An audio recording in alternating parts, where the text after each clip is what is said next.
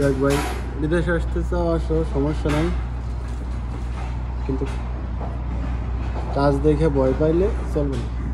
যত কষ্টের কাজও করতে হবে, রিক্সের কাজ করতে হবে। যদি করতে পারেন তাহলে বিদেশে আসবেন, এটা হলো আমার কথা। যে কষ্ট না করতে পারেন, আরামসে বসে খাবার চান, তাহলে কিন্তু 4 মাস 5 মাস পরে বাংলাদেশে ফেরত যাইতে হবে। দিনারে আসলে তো কোনো কথাই নাই, জায়গা জমি পেয়েছে, দিনার দিতে হবে। এই জন্য কষ্ট স্বীকার করে আসবেন, এই দেশে কাজ করবেন।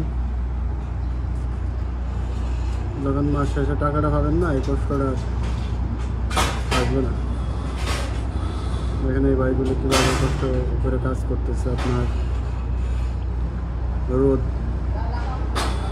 শীতও আছে, এখন তো শীতের সময়, কিন্তু এদেশে তো অন্তত দাম আপনার বাতাস না থাকলে শীত থাকে না, বাতাস হইলে শীত লাগে।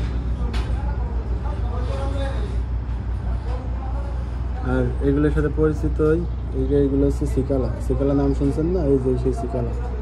আর ওই যে হচ্ছে পাটটা, খেসাব, মানে বাংলাদেশে যেগুলোর কাঠ বলা হয় সেইগুলোই দিয়েছে। বিল্ডিংটা আপনার কিরকম আছে না, পুরাতন লাগতেছে, মানে বিল্ডিংয়ের বয়স হয়ে গেছে অনেকদিন, রং ঠং নষ্ট হয়ে গেছে। আর আপনার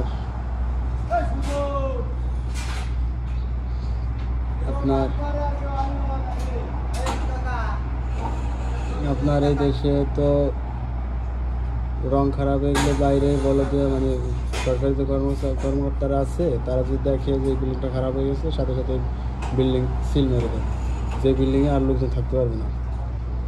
এই জন্যই আপনার বলে যে কমপ্লেন দিচ্ছে, কমপ্লেন দেওয়ার আগে যে দেওয়ার পরই আপনার এই নতুন কাজ করতেছে আমরা। তো রঙের মতনই এটা আপনার পাথরের কাজ বলা হয়। এটারে ছোটো ছোটো ছোটো পাথর আছে, এগুলো আপনার এক পদের আটার মতো দেখতে, খালতা দিয়ে ওইটারে আপনার ডিজাইন করি বাইরে। দেখবেন যে সময় কাজ শেষ হয়ে যাবে, তখন এইটা দেখবেন অন্যরকম হয়ে গেছে।